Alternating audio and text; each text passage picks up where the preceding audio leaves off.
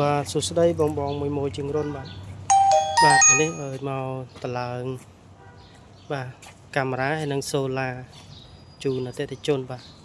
នេះជាងរុនផ្សារបាទផ្សារដៃធ្វើបាទនេះយើងយកវាយពណ៌បាទយើងវាយពណ៌មាសជាមួយនឹងខ្មៅបាទចេញពណ៌ចាស់បាទក៏ជាងរុនធ្វើបានដែរបាទហើយនេះយើងផ្សារនេះមួយទៀត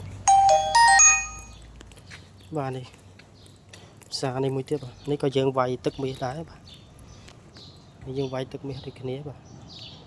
អញ្ចឹងមួយមានតម្រូវការពាក់ព័ន្ធទៅឡើងសូឡាត្រូវការជើងដៃស្អាតអីអាច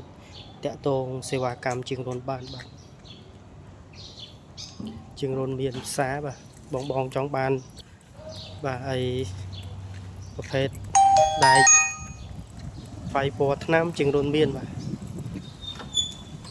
សូមអរគុណ